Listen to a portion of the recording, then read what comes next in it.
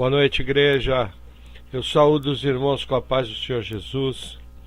Essa noite nós vamos estar falando sobre a plenitude do Espírito Santo e os dons espirituais. Vamos estar abrindo nossa Bíblia em 1 Coríntios 12, versículo 1. 1 Coríntios 12, 1 diz assim: acerca dos dons espirituais, não quero, irmãos, que sejais ignorantes. Vós bem sabeis, queres gentios, levados aos ídolos mudos, conforme eres guiados.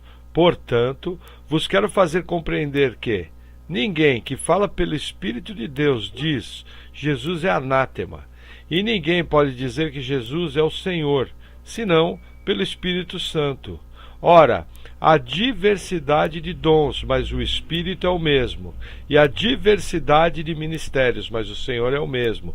E há diversidade de operações, mas é o mesmo Deus que opera tudo em todos. Mas a manifestação do Espírito é dada a cada um para o que for útil.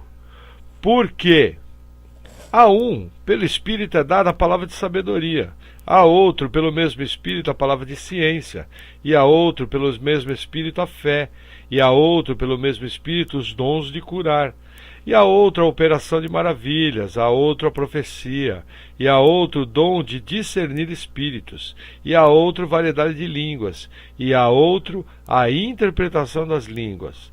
Mas um só, e o mesmo Espírito opera todas essas coisas, repartindo particularmente a cada um como quer.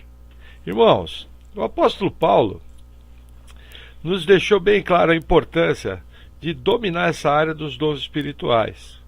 O que acontece? Eles eram muito presentes na igreja primitiva. Nós vimos algumas coisas acontecendo, por exemplo, o apóstolo Pedro passava e a sombra de Pedro curava. No livro de Atos, nós vemos as pessoas sendo batizadas com o Espírito Santo, fluindo na interpretação de línguas. Nós vemos pessoas sendo libertas através do poder do Espírito Santo. Vemos profetas dando palavra de conhecimento, como o profeta Ágabo, como aquelas 4 filhas que profetizavam da igreja de Antioquia. Então o que acontece? Os dons, na verdade, eles vêm para apoiar o ministério do Espírito Santo na igreja. Porém, por uma série de circunstâncias, por muitos anos esses dons ficaram como que amortecidos na igreja. O que era muito comum na igreja primitiva, infelizmente, ficou na obscuridade, ficou obsoleto. Nesse século XX, o Senhor começou um tremendo mover de restauração da igreja e restauração de disciplinas espirituais e de dons fluindo através dos irmãos, repartidos a cada um com um propósito, e nós começamos a experimentar um reavivamento nessa área dos dons espirituais. Então nessa noite nós vamos estar estudando um pouquinho disso, vendo como é que funciona, lembrando que o Espírito Santo é que distribui a cada um o segundo propósito, segundo a intenção dele na obra. E é muito importante eu entender que eu tenho que buscar os melhores dons. Porém, tenho que ficar muito feliz com aqueles dons que o Senhor me dá. Amém, igreja? Se nós formos contar pelo Novo Testamento, juntando todas as listas de Romanos 12, de 3 a 8, do próprio capítulo 12 de 1 Coríntios, de Efésios 4:11, nós vamos totalizar em torno de 27 dons, dons vocacionais, dons do Espírito Santo, dons ministeriais. Porém, nessa noite, nós vamos estar estudando os 9 dons que são citados em 1 Coríntios 12.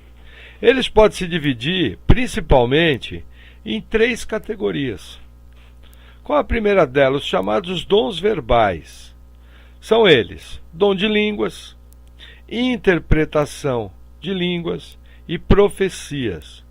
Por que eu chamo de dons verbais? Porque são dons que operam com o uso da fala. Segunda categoria, os dons de revelação. Palavra de sabedoria, discernimento de espíritos e palavra de conhecimento, que é muito conhecido nas igrejas como revelação. Às vezes é comum o irmão chegar para o outro e falar: nossa, estive na igreja no culto, foi muito legal, fui revelado lá na igreja. É o que a Bíblia chama de palavra de conhecimento ou palavra de ciência. E eles são dons operados através de uma manifestação no espírito das pessoas. E temos também os chamados dons de habilidades, que são dons da fé, dons de curas e dons de milagres e maravilhas. Tá? Então, dividindo essas 3 categorias, vamos ver primeiro o que é que o Espírito Santo pode usar para operar tais dons. Precisa ser um super crente? Nossa, passei 40 dias no monte, fiquei jejuando os 40 dias e lá o Senhor me usou. Irmãos, aprenda. O Espírito Santo ele pode usar qualquer membro do corpo de Cristo. Tá? Na verdade, se você vê 1 Coríntios 1,7, Paulo diz que nenhum membro deveria ter falta de dons. Tá? Em Efésios 5,18, vamos ver o que diz a palavra do Senhor. O apóstolo Paulo diz o seguinte, Efésios 5,18: E não vos embriagueis com vinho, em que há contenda, mas enchei-vos do Espírito, falando entre vós em salmos e hinos e cânticos espirituais, cantando e salmodiando ao Senhor no vosso coração. Sabe, irmãos, a ideia do Senhor ao nos salvar é que nós sejamos cheios do Espírito Santo. Principalmente que nós temos no nosso íntimo um desejo de sermos usados nos dons do Espírito. E principalmente, irmãos, para mim você ser usado, eu não posso ser ignorante em relação a isso, sabe? Nós devemos ser motivados a usar os dons por um amor genuíno e um desejo de estar edificando a igreja do Senhor. Lá em 1 Coríntios 14, versículo 12, Paulo fala que nós deveríamos até buscar as operações do Espírito Santo. Então vamos começar. Vamos agora falar dos dons de línguas. 1 Coríntios 12, 10. Esse dom espiritual, primeiramente, ele tem uma função devocional. São as chamadas línguas devocionais. Qual que é o propósito dele? Edificar a própria pessoa. E ele tem um segundo tipo de operação, usado juntamente com o dom de interpretação de línguas, tá? Para a edificação de toda a igreja. E daí, dessa forma, não fica apenas só no indivíduo. Em assembleias públicas, o primeiro critério é lógico que o dom tem que ser usado pelo amor. E, no caso de assembleias públicas, ele tem que ser acompanhado por interpretação. Vamos ver o que diz a palavra. Vamos abrir em 1 Coríntios 14, versículo 5. 1 Coríntios 14, 5 diz assim: E eu quero que todos vós falem em línguas, mas muito mais que profetizeis, porque o que profetiza é maior do que o que fala em línguas, a não ser que também interprete, para que a igreja receba edificação. O que eu aprendo aqui, irmãos? Se eu começo a fluir no dom de línguas, numa reunião, durante o louvor, durante o momento de adoração, se eu tenho interpretação, aquele é um dom para a edificação da igreja. Se eu não tenho interpretação, o que é o correto? Eu orar em línguas baixinho, para mim mesmo, para não atrapalhar o andamento do culto, nem desconcentrar os irmãos que estão também participando daquele culto. Uma outra questão que eu aprendo: tem que haver interpretação. No mesmo capítulo 14, vamos ver o que fala, o versículo 13. Diz assim: Por isso, o que fala em língua desconhecida, ore para que possa interpretar. Vamos ler o versículo 28, ver o que diz. O versículo 28 diz assim: Mas, se não houver intérprete, esteja calado na igreja e fale consigo mesmo e com Deus. Então, não havendo intérprete, irmãos, essa história de você ficar orando em línguas alto, de uma forma que atrapalha o culto, não está numa direção clara da palavra, não está fazendo de uma forma correta, tá? Amém? Então aprenda isso. Se você não tem interpretação, olhe para você mesmo. Agora, uma outra questão que Paulo nos orienta, vamos ler o versículo 27 de 1 Coríntios 14, diz assim: E se alguém fala em língua desconhecida, faça-se isso por 2, ou quando muito 3, e por sua vez haja intérprete. Então, irmãos, Paulo aqui limita as operações de línguas com interpretação em até 3 operações por culto. Isso me lembra o quê? Então não pode haver 4, não pode haver 5, eu creio até que em momentos excepcionais possa. Porém, o ideal são 3, porque não vai tirar a ordem do culto, não vai haver bagunça, as pessoas vão ser edificadas. O intérprete vai dar uma direção clara para a igreja. Então, assim, é muito importante a questão da decência do culto. Até numa palavra nós vamos estar conversando sobre certas unções que têm afligido a igreja, e são unções de bagunça, são unções que realmente elas me parece que não são feitas com muita ordem, e sabendo que Deus é Deus de paz e Deus de ordem, eu creio que essa direção de Paulo aqui, ela é muito clara, a questão de no máximo 3 operações desse dom, amém? Veja, Paulo nos orienta a buscar interpretar as línguas. Como é que isso surge? É uma sensibilidade lá no meu espírito, no íntimo do meu ser. É muito importante eu estar atento, estar com o meu espírito aberto, estar com o meu foco, estar com a minha atenção diretamente ligada para intuir o que o Espírito Santo está querendo dizer à igreja. Através dessa sensibilidade e com uma mente cheia da palavra de Deus, com certeza você vai poder fluir no dom de interpretação de línguas. Vamos falar agora de uma forma mais pontual sobre o dom de interpretação de línguas. Amém, irmãos? A interpretação de línguas é dada da forma que o Espírito Santo deseja.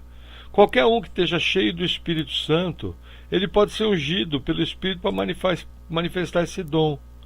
Agora, enquanto você está adorando a Deus numa reunião, você vai perceber que vai haver uma manifestação de línguas com interpretação. Quando essa expressão vier, espere sinceramente, silenciosamente até que ela seja concluída. Na verdade, é muito comum que você inicialmente só tenha a primeira sentença da interpretação. E mais ou menos você tem uma vaga ideia do que vai seguir quando você começa a falar.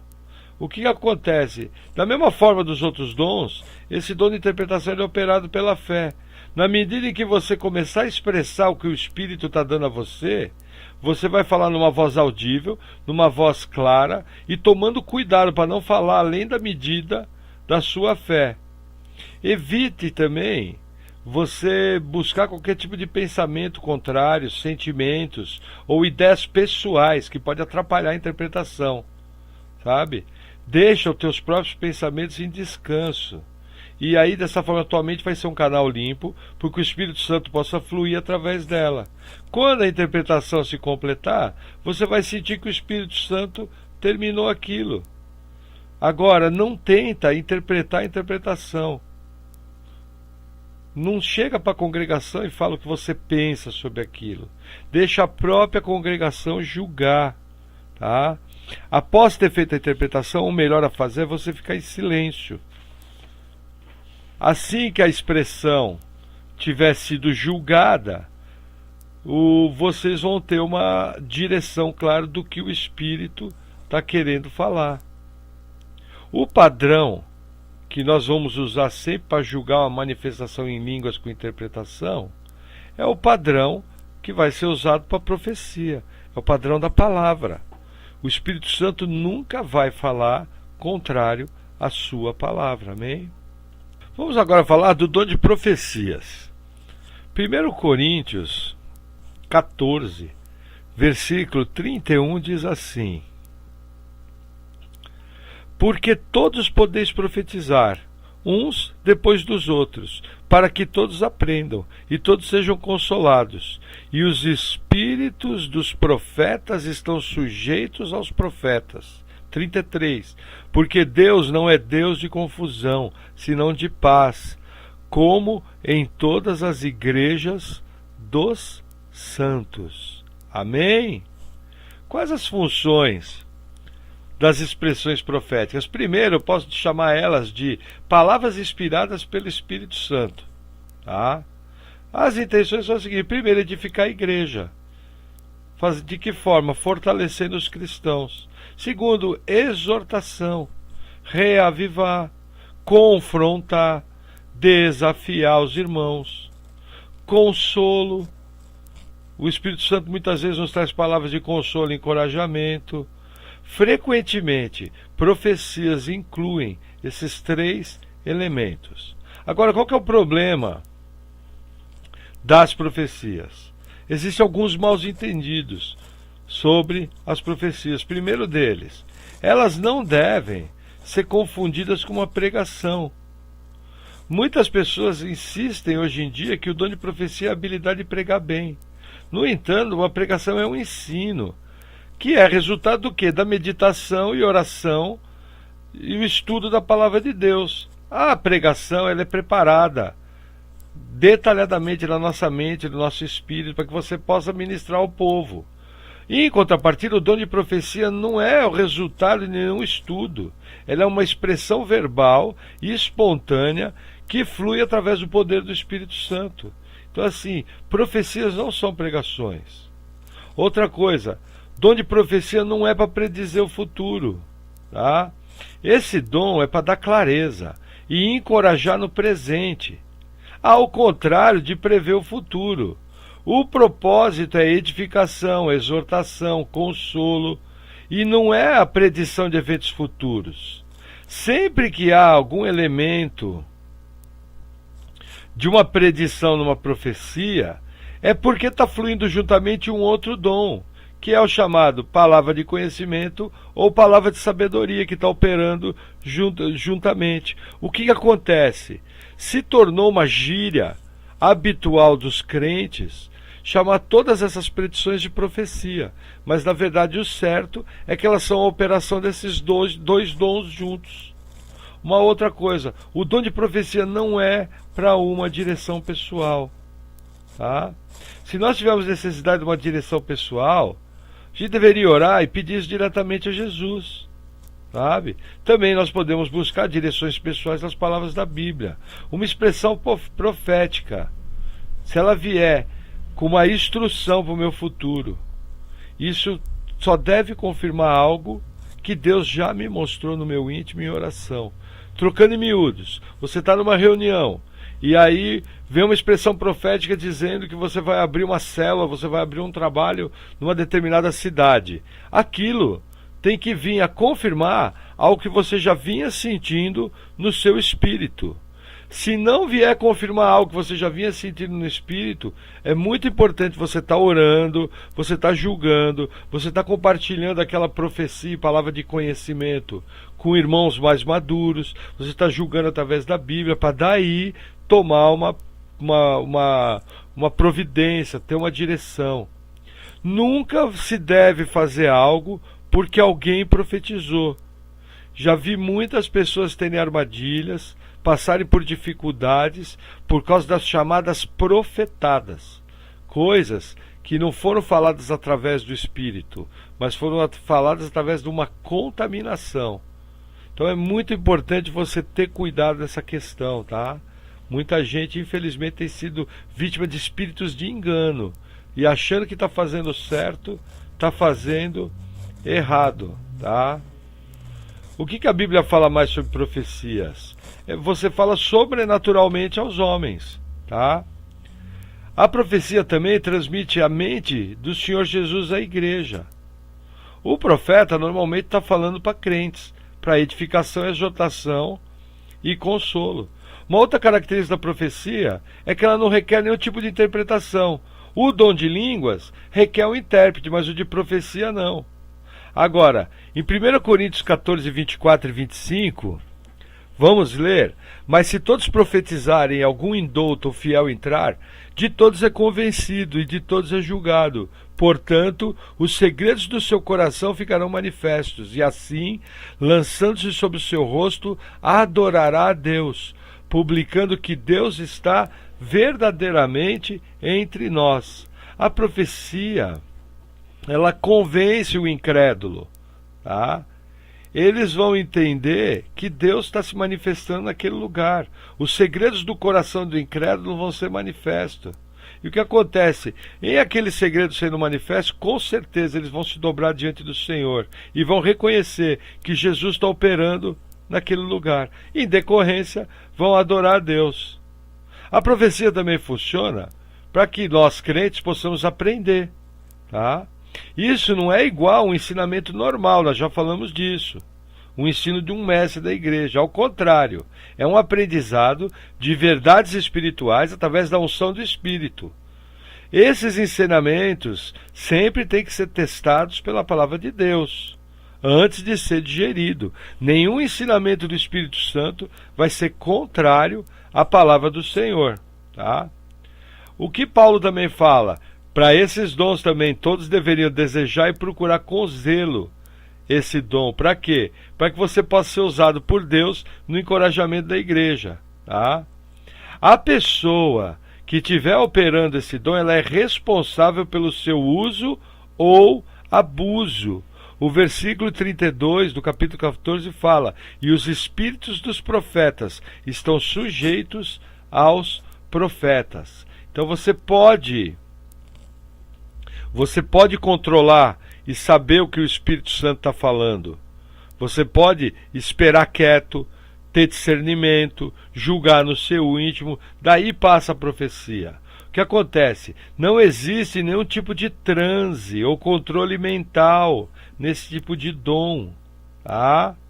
O que acontece se houver transe ou controle mental não é operação do Espírito Santo. Aprenda um princípio: todos os dons do Espírito, eles acontecem com plena consciência ativa. Por quê? Porque o Senhor nos deu uma mente para nos auxiliar nas operações do Espírito. Apenas é que o espírito de profecia está sujeito ao profeta. É o profeta que está falando em nome de Deus. O profeta tem controle em todas as ocasiões de tudo que ele estiver falando. O que acontece? Existe um problema aí. O elemento humano pode errar. Por isso que a Bíblia fala que as profecias que sejam julgadas. Para quê? Para evitar enganos. Como é que nós julgamos uma profecia? Primeiro ponto, ela nunca vai contra a palavra de Deus. Segundo ponto, ela sempre vai exaltar Jesus Cristo e nunca vai difamar o Senhor Jesus. Terceiro ponto, ela vai edificar, exortar e consolar os crentes. Uma profecia nunca vai deixar os crentes confusos, aflitos ou inseguros. Um outro detalhe da profecia é o seguinte: ela tem que testificar com a maioria dos crentes presentes. Principalmente os cristãos maduros que estão na reunião precisam ter um testificar do Espírito nessa questão da profecia.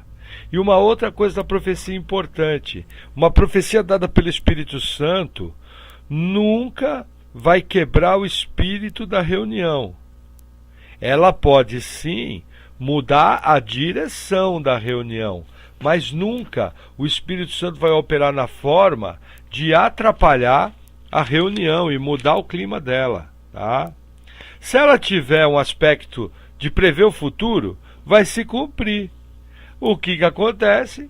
Ela tem que ser aprovada pelo teste do fruto. Lá em Mateus 7,16, que fala: Senhor, Senhor, em teu nome não profetizamos, não curamos muitos doentes, não expulsamos muitos demônios. O Senhor fala: na verdade não vos conheço, vós que praticais a iniquidade. Como profetizar? Primeiro, não ficar nervoso, descansa. Segundo, espera silenciosamente o que o Senhor vai falar no teu espírito. Como eu já disse na interpretação, mantenha a mente aberta e o espírito sensível ao que o Espírito Santo está querendo dizer. Esse dom é operado pela fé, tá? Começa a falar o que Deus der para você, simples, sem ficar floreando muito. Enquanto você estiver falando, esteja esperando silenciosamente para ver o resto da mensagem. Não profetize nunca além da sua medida de fé. E tem que discernir quando o Espírito Santo acabou de falar. Assim que você discernir, você para. Na medida que você for treinando, você vai entender melhor isso. Vamos falar agora da palavra de conhecimento, que é a chamada revelação, a palavra de ciência. A palavra de conhecimento é um fragmento, é uma pequena parte de um conhecimento de Deus, que é dado para a pessoa através do Espírito Santo. Ela nos dá fatos, informações, revelação sobrenatural do Espírito Santo, e informações que anteriormente eram desconhecidas da pessoa, ou ela não tinha como conhecer de nenhuma forma natural, a pessoa recebe aquilo sobrenaturalmente e acaba aprendendo uma parte do conhecimento do Senhor. Jesus, ele operou várias vezes essa palavra de conhecimento. No caso de Natanael, sabe? Na questão, quando ele olhava para os fariseus e sabia o que os fariseus estavam planejando contra ele. Em Atos, capítulo 9, lá quando Ananias recebeu informações específicas sobre Paulo. Só pelo Espírito Santo Ananias tinha condição de entender que Paulo tinha se convertido, porque ele não sabia do fato. No Antigo Testamento, você vê que o profeta Natã, ele revelou coisas sobre a transgressão de Davi e muitos outros exemplos. Qual que é o emprego nas Escrituras? Presta atenção aqui, olha que interessante. Primeiro, para revelar o pecado. Lá, Atos 5, quando conta de Ananias e Safira, foi uma palavra de conhecimento. Tá? Também serve para trazer pessoas a Deus. Também para guiar e dirigir. Vamos ver lá, Atos 9, capítulo 11, vamos ler. Atos 9, versículo 11, diz assim: E disse-lhe o Senhor para Ananias: Levanta-te e vai à rua chamada Direita. Pergunta em casa de Judas por um homem de Tarso chamado Saulo, pois eis que ele está orando. Veja, revelou. Tá? Também serve para ministrar encorajamento em tempos de desânimo, para transmitir um conhecimento sobre eventos futuros e para revelar coisas escondidas. Percebe a diferença entre a palavra de conhecimento e a profecia? É que normalmente os dois dons operam juntos, então a pessoa acaba confundindo. Mas a questão é que a palavra de conhecimento ela me dá elementos que eu não teria como saber. E a profecia são palavras inspiradas pelo Espírito Santo. Como é que opera esse dom? Ele é sobrenatural. Tá? E pode ser operado pela fé por alguém cheio do Espírito Santo. Ele não é essencialmente um dom vocal. Ele às vezes é recebido silenciosamente e de uma forma que não é audível. Ele é recebido dentro do espírito da pessoa. Agora, ele pode se tornar vocal e ser compartilhado com os outros. Qualquer cristão cheio do Espírito Santo vai poder fluir dessa forma. Veja que interessante. A palavra de conhecimento, ela é muito valiosa no ministério de aconselhamento. Tá? Uma ação e resposta em obediência são essenciais para que essa manifestação continue funcionando no ministério. Por quê? Porque não adianta nada Deus te falar alguma coisa e você não obedecer. Agora, a palavra de sabedoria, ela manifesta juntamente com a palavra de conhecimento. O que acontece? É uma sabedoria que é divinamente transmitida para que a gente saiba fazer alguma coisa bem específica em relação àquela palavra de conhecimento que eu estou recebendo. O que acontece? Muitas vezes Deus dá a palavra de conhecimento, você percebe o que Deus está falando, mas você precisa de uma palavra de sabedoria para saber como aplicar. O que é uma palavra de sabedoria? Bem simples, irmãos. Ela é uma sabedoria divina, revelada sobrenaturalmente e transmitida pelo Espírito Santo. Ela vai te fornecer uma sabedoria imediata, ou vai te ensinar o que fazer numa determinada situação. A questão é que ela sempre, muitas vezes, flui junto com a palavra de conhecimento. Tá? A palavra logos, que é a palavra escrita, ela é cheia de sabedoria, mas ela não é o dom de palavra de sabedoria. Tá? Qual que é a distinção? Primeiro, a palavra de sabedoria não é uma sabedoria natural. Ela não é uma sabedoria obtida através de banco de escola, de ensino. Também não é uma sabedoria obtida pela experiência. E não é uma sabedoria obtida por entender a Bíblia. Tá? Ela é sobrenatural, é dada como o Espírito Santo quer. E é dada de acordo com a necessidade da situação. Ela não é o dom de sabedoria, mas ela é uma palavra de sabedoria. Tá? Eu vejo na minha vida que muitas vezes eu fluo no dom de sabedoria. O Senhor tem me agraciado com esse dom. Porém, na palavra de sabedoria, eu fluí poucas vezes, mas eu sabia que aquilo era uma partícula de sabedoria vinda de Deus. Vou dar um exemplo. Quando Jesus foi tentado no deserto, ele fluiu ali no dom de palavra de sabedoria, respondendo ao diabo. Entendeu? Foi muito sábio as colocações de Jesus. Jesus desbancou o diabo, tá? Mas vamos prosseguir, irmãos. Dom de discernimento de espíritos. O discernimento de espíritos, ele é muito importante e assim, é imprescindível nos dias de hoje. O que acontece? Tá?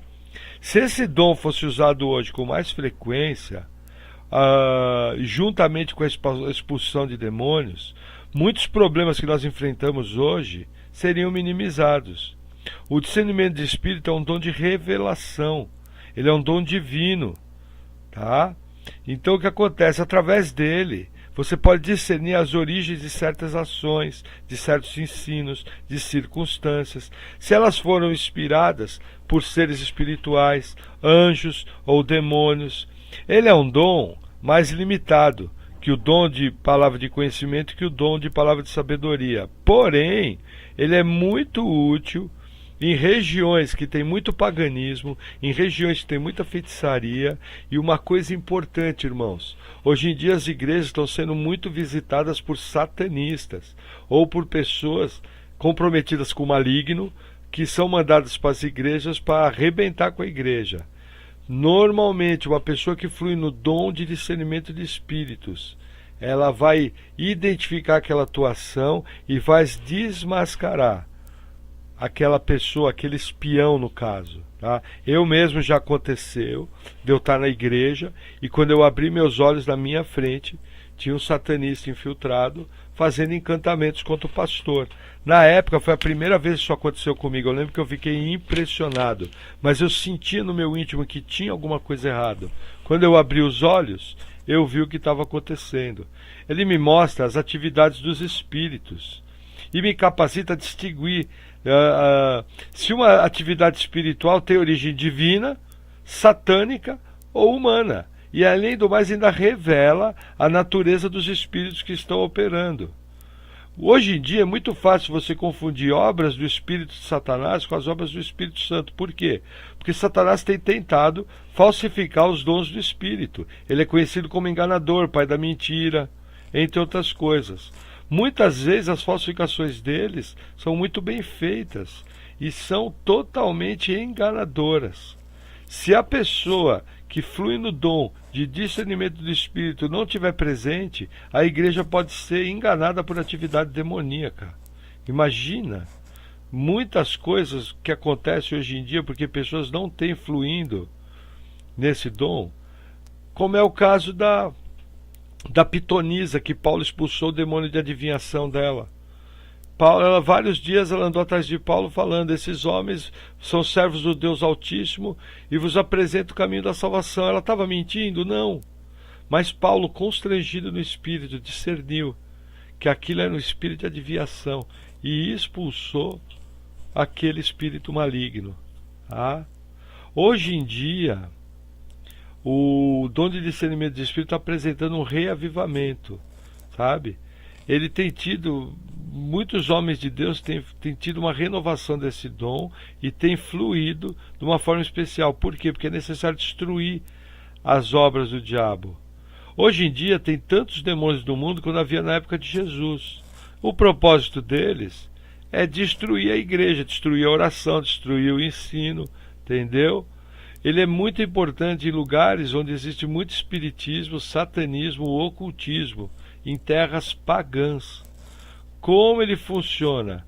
Primeira coisa, ele revela a presença de espírito maligno na vida das pessoas ou igrejas. tá? Ele também funciona na forma de avaliar uma fonte de uma mensagem profética. Às vezes a pessoa está profetizando através de um dom maligno, um ensino em particular, tá? A pessoa que exercita esse dom, ela é capaz de dizer se a fonte de uma mensagem é demoníaca, humana ou divina, tá? Se for discernido que é de fonte demoníaca, a pessoa que flui nesse dom, ela vai ser capaz de revelar, primeiro, a natureza do demônio que está operando. Segundo, o nome do demônio. Tá? Terceiro, o número de demônios. Lembra no caso de Legião? Jesus discerniu o número de demônios. Tá? Terceiro, a força de determinados demônios. Num confronto maligno, a pessoa que discernir o espírito vai saber qual é o nível de hierarquia, de autoridade que aquele demônio está fluindo. Tá? E também em relação a obter informações, sabe? Os próprios demônios às vezes querem nos dar informações, mas você precisa ter muito cuidado. Por quê? Porque é natural que os demônios vão mentir. Essa história de entrevista com o vampiro é fora da Bíblia. Jesus só falou com espíritos malignos no caso da Legião, e eu tenho certeza que ele deixou aquilo para ensinar a igreja. Não é para ficar conversando com o demônio, tá? Você está fazendo uma consulta mediúnica sem perceber. Agora, o que acontece com o dom de discernimento de espíritos? Nem sempre ele vai envolver o dom de fé para expulsar demônios. Por quê? Porque o dom de fé é uma fé especial. Não é aquela fé da salvação. Ele tem a função de trazer um crescimento da nossa fé interior, sabe? A fé, em geral, ela cresce gradativamente. Quando eu me alimento da palavra, quando eu oro, quando eu vou para um culto, quando eu busco do Senhor. Agora, o dom de fé, ele tem uma função superior e é de um nível bem mais alto, sabe? Aonde eu vejo o dom de fé? Por exemplo, com o profeta Elias, uma das maiores batalhas que houve no Antigo Testamento. Por exemplo, Josué, quando ordenou que o sol e a lua parassem, sabe? No Novo Testamento, quando Paulo silenciou Elimás e disse, ó, ficará cego sem ver o sol por algum tempo. Olha que coisa legal. Pedro julgou Ananias e Safira. Ele falou que eles iriam morrer. Segundo o quê? Segundo o dom de fé. Entendeu? Então, assim, a questão do dom de fé é para uma operação especial, não é uma fé natural. Vamos falar de dons de curas. Os dons de curas, eles funcionam sobrenaturalmente para curar doenças e enfermidades, tá? Sem nenhum tipo de auxílio natural. É um poder do Espírito Santo que vem sobre o corpo de uma pessoa e as enfermidades e as dores são tiradas da pessoa, tá? O que acontece é o seguinte, é o chamado dons de fé, está no plural. Isso mostra a abundância dos dons de cura de Deus que estão disponíveis aos homens, tá? O que acontece? O exercício desses dons de cura, ele não dá à pessoa que exercita a habilidade de curar todos os doentes em todo o tempo. Algumas pessoas não compreendem bem esse ponto e perguntam por que não entramos em hospitais e lugares semelhantes e curamos todos os doentes. O próprio Jesus, quando esteve na terra, não fez isso. Não foram todos os doentes. Por exemplo, quando ele foi naquele poço que tinha o paralítico que há 38 anos estava curado, haviam vários doentes. A Bíblia mostra que Jesus curou apenas o paralítico, sabe? Qual é os principais alvos desse dom de cura? Tá? Primeiro, o princípio importante é que da cura divina é que a pessoa primeiro precisa vir a Jesus, tá? Com o exercício da sua fé e de que está cooperando. Então o que acontece? Primeira coisa, gente, salvação, depois as curas. Que propósito tem? Primeiro, libertar doentes, aflitos, destruir as obras do diabo no corpo humano, provar que Jesus é superior, ele é o divino Filho de Deus, acima de todas as coisas, confirmar a palavra de Deus, atrair pessoas ao Evangelho, trazer a glória e trazer o poder de Deus, sabe? O Espírito Santo, ele dá os dons para nós, para que a gente possa transmitir a quem quer que o Senhor aponte uma cura, de acordo com o propósito de Deus. Estão entendendo como funcionam os dons de cura? Por exemplo, o caso do leproso Naamã. Ele teve dificuldade de receber, a princípio, os dons de cura. Mas precisou, quem estava com ele, falar, mas custa, você já veio até aqui. Por que você não entra 7 vezes no rio e foi curado? Você vê que no começo ele racionalizou. E ele teve dificuldade de receber esse dom. Agora, irmãos, Deus, ele não cura todos, mas em geral, Deus deseja curar as pessoas. Às vezes, ele pode usar canais normais, entendeu? Por exemplo, a medicina. Tá? O Senhor pode, através do seu poder, potencializar remédios. Ele pode, através do seu poder, fazer a pessoa responder a tratamentos. Como é que você me explica 2 pessoas com o mesmo tipo de câncer, recebem o mesmo tratamento, uma é curada e a outra não? Por quê? Porque muitas vezes o Senhor que está operando a cura através dos médicos. Então, assim, a grande questão, eu costumo fazer sempre o seguinte, irmãos. Quando eu vejo alguém doente, eu curo. Eu oro, perdão, que eu não tenho o poder de curar. Eu oro para que a pessoa seja curada. Eu lembro que o ano passado eu estava na igreja e um irmão, eu fiquei sabendo que ele estava com um problema de pedra no rim. Quando ele passou na minha frente, eu senti uma pontada no meu rim direito. Corri até o irmão e perguntei, irmão, em que rim que é que está a pedra? Ele falou, no rim direito. Eu falei, irmão, vamos fazer o seguinte, vamos ali na salinha de oração, vamos orar, que eu acho que o Senhor está me dando uma palavra de conhecimento para cura. Fui lá, orei com o irmão. Na hora da oração ele sentiu uma pequena melhora. Passados 5 minutos, aquele irmão foi espetacularmente curado pelo Espírito Santo. E várias vezes eu tenho visto assim no meu ministério, orar por pessoas e dor de cabeça ser curada, dores nas costas. Uma coisa importante também que eu vejo nos dons de cura, às vezes a pessoa está com falta de perdão ou está com algum pecado escondido. Só o fato dela abandonar o pecado, assim que você ora por ela, o dom de cura opera. Vamos agora falar de operação de milagres. Os irmãos essa noite estão aprendendo bastante. Quero ver todo mundo pingando fogo. Então, assim, um milagre acontece quando Deus ele intervém no curso normal da natureza. Tá? A operação de milagres, ela intervém. Por exemplo, eu já vi pessoas receberem oração e a perna da pessoa crescer. Assim, a 1 metro de mim, não tinha como ser montagem. Por quê? Porque eu conhecia a pessoa e conhecia quem estava orando e deu para ver claramente, a perna cresceu 2 ou 3 centímetros.